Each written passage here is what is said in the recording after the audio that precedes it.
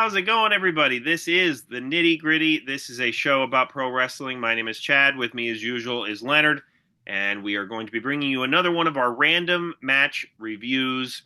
And this week, I had the pleasure of presenting the match to Leonard, and we just, literally send each other random matches. It could be about anything. And this match, I will say before we get to the match itself, kind of was like a chain of events that got me to this match. So initially, in another episode that we have done about the Samoan Dynasty, we had picked out a couple names there, the matches that we would have liked to have seen. One of them was Peter Maivia.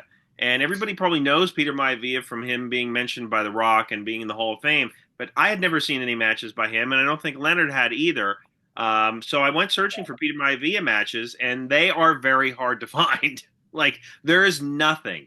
And maybe if I search on Peacock, there's something there. I doubt it if I go episode by episode of old shows, but there's nothing. And one of the people that apparently Peter Maivia had a rivalry with is one of the people in this next match, which is Ivan Putski. And I had always wanted to check out some of Ivan Putski's matches anyway. Another rivalry that Ivan Putski had that was a big one was one of the matches we're talking about today, which is Ivan Putski versus superstar Billy Graham for the World Championship, or the WWWF Heavyweight Championship. Of course, and to mention Ivan Putski's son, Scott Putski, wrestled as Yep. well. And I believe Ivan and Scott had a tag match between Jerry Lawler and Brian Christopher at one point on Raw. That does ring a bell. Yep. And at one point, Dan, good friend of the show, Dan Weber, and I wanted to start our own restaurant where we would provide the meats, but you had to bring a dish, a potluck dish, in order to eat at the restaurant. And it was going to be called Potluck Putskis. I like that name. So this match took place at Madison Square Garden on August 29th, 1977. So let's just go a little bit of the background of some of these guys here. Putski was born Joseph Bednarski. He was a wrestler, obviously, and a bodybuilder, which is the same as superstar Billy Graham, a bodybuilder, then a wrestler. Putski had been in AWA and started wrestling in 1968, joined WWWF in 1974. So this is 3 years after he joined that company. He was eventually a tag team champion with Tito Santana.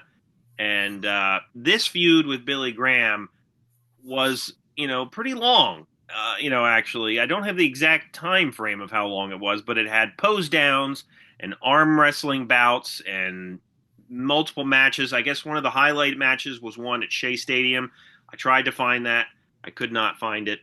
But yeah, obviously superstar Billy Graham was a bodybuilder, and he started wrestling in 69, wrestled for NWA, AWA, Stu Hart. This is the second time he came to the WWWF, and his first and only title reign.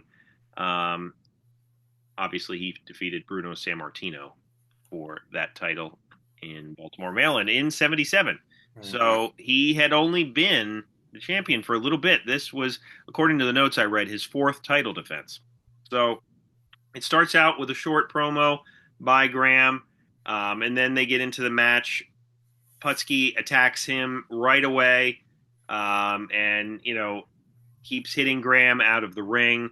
And I'll mention during the middle of this kind of rundown, the crowd is super hot for this match, which I found fascinating. You have a modified kind of neck crank or sleeper by Graham, which is then reversed, and Putski gets on a similar hold of his own. I think the biggest pop of this match is when Putski gets, and I think this is his signature move, the running double axe handle. Graham has an eye rake, which kind of gets turned into a full Nelson. The full Nelson is eventually reversed by Putski, and he gets on one of his own. Graham gets another eye rake and gets some, attacking in on Putski, and then Graham gets a bear hug. And then the bear hug is reversed into a bear hug by Putski, and Putski gets backdropped out of the ring. and it's a count-out victory for Billy Graham. So before I list my thoughts on the match, Leonard, what are your thoughts? Well, I think this is kind of really interesting because as you mentioned, the crowd is like nuclear hot throughout. And 10 years forward though, like 87, people would be bored out of their minds. I Right. think this would get a boring chant. So it's definitely the slower, more methodical type of match that you saw up until say the early 1980s, from like the 50s to the 80s. And also too the juxtaposition of Graham has sort of that new age body, like a Hulk Hogan type of body, while Putski is built more like the strongmen of old. Right. So this is definitely sort of at a point where things are starting to shift. I like the hot start. I like Graham's promo at the beginning. I like a lot of what they did at the beginning, and then it slows down as we talked about. And I do like the story told. I like how it was basically, Graham would do a move and Putski would fight out and then do the move to Graham. Yeah. And then they just kept, and that was the story of the match. I actually think that is a story that, I don't know if I've seen that before, but it's certainly something like a guy like Flair Steamboat could do. I think something great with that type of storytelling for a match. Well, whatever you can do, I can do better.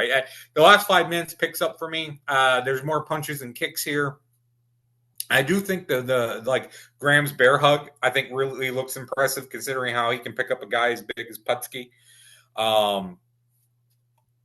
So here's the thing. I hate to say it, but I was bored by this match. I did think it could have told a good story. I do think these guys have good chemistry. I can't deny the crowd heat, but the match itself was just such a slog to get through after that hot start. Right. And of course, the finish is one of those finishes they used to do all the time back then, because today we think we book month to month pay-per-view, where back then it was like you would do Madison Square Garden once a month. So It was like you would do the first match, say, between Graham and Putski, and I don't know if this is how it worked out, but Graham wins by DQ or count out. Then the next time Putski wins by DQ or count out, or they do a double DQ and count out. And then they come back with a steel cage or a last man standing or a gimmick to blow everything off. So, that was sort of like you wouldn't see a major event today, mainly wouldn't end with a count out like this. I'll go maybe 2.25 stars here. Because again, I liked a lot around it, but I just couldn't get into it. I can certainly respect that. I'd probably go a little bit higher. Maybe I'd go 3 on this. The count out victory is obviously what it is, but it was more of a routine for that era. The fact is some of this is a slog, and it's you have 2 power guys in there. You didn't have a Graham versus Bob Backlund, where one guy was quick and the other guy was more of a power guy. These are both power guys, both former bodybuilders, both guys who have gotten over based on their physique. Yeah. Graham obviously had promo skills, but I'm just saying both the guys, their physique is the most prominent thing about them. And so I think that the one thing I liked, if they had maybe cut out one of the, I put on a hold, then he gets a reversal and puts on the same hold. If they cut out like one of those and put some more action in there, I think that this really would have been an improvement on, a star rating scale. But when they, go from like the sleeper to the reversal and then the full Nelson and then the reversal and the bear hug and then the reversal, it's like, it's a very, obviously structured match. Like, it's like, okay, it's like segments of like almost a movie, and that it's like, okay, we're going to do the beginning now, then the middle, and then we're going to go to the end. Like, it's very much divided up in a clear way. Yes. Not, whereas parts of it could have been more of a fight, because I think the crowd was hot enough for it that it could have been more. I think if they had done just a brawl, and it didn't have to be long, they could do a 6-7 minute brawl, fall out of the ring, take a double count out, fight to the back. I think the crowd would have been nuclear for a return. Yeah, and this was about 13 minutes, 50 seconds. But just based on the in-ring content, the video is longer than that. But yeah. So like, it was interesting to finally see. I had been wanting to watch some of his matches for years. I knew that his signature move was the double axe handle. So I wanted to see kind of what his style was. And yeah, I mean, obviously, people really liked Ivan Putski a lot, and people love to hate Billy Graham, who Mhm. talked, like people commonly associate Ric Flair with talking, how he talks, but also was this big, huge guy as well. But it also at times played like kind of the chicken shit heel, like even though he was just as big, if not bigger, than the guys in the ring with him. So yeah, this was an interesting match. Two power guys, which you're never gonna get 5 stars on the Meltzer rating scale with two power guys like this. But I think maybe a little bit shorter, a little bit more action, it would have been better. But as such, I'd probably go about maybe 2 3/4 or 3 stars on this. Mhm. And you mentioned Grant's promo ability in the long-term fantasy wrestling booking fed that I'm doing. I have Billy Graham, and I love writing Billy Graham promos Oh, absolutely. because it's just about how he fights grizzly bears and swims oceans and, Yeah, and all this crazy stuff. And I've actually got him. He's working as a heater for Rick Rude, and they've got Medusa with him. So I enjoyed great that. combo. I enjoyed that combo there. So we're at the end of another episode, and of course, we've got the World Wrestling Federation Attitude and Review Game, third edition, picked up from a thrift store recently. We've been going through and doing a card each. It's 5 questions on the card. The first 2 are multiple choice, so we've usually just been doing 3 to 5. And Chad, the card I have here for you, I know all of these. I think you will know these. Okay, So Jim Ross made his WWF debut at which pay-per-view? that would have been WrestleMania 9. That is correct. Have you watched the WrestleMania 9 documentary yet? I did, yeah, I liked it a lot.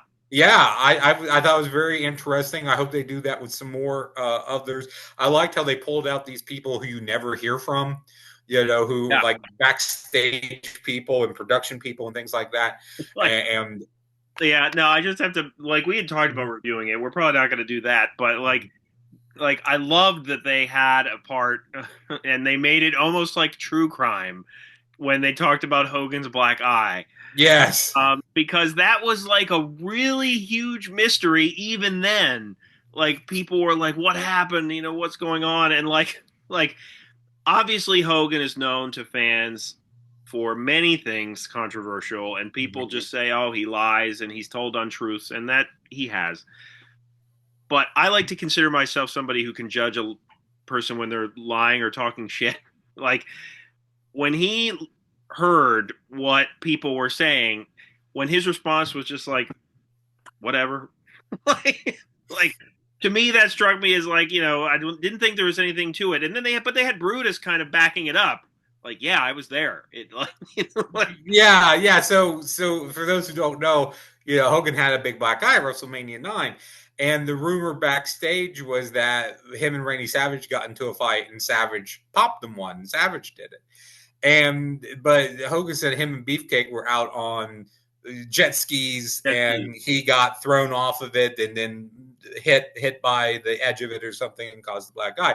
Now, one thing that was really interesting, I thought, was when Hogan had to get medically cleared and he went to the doctor and said, oh, this is just all makeup. We're going to do a storyline where Savage hit me in the face.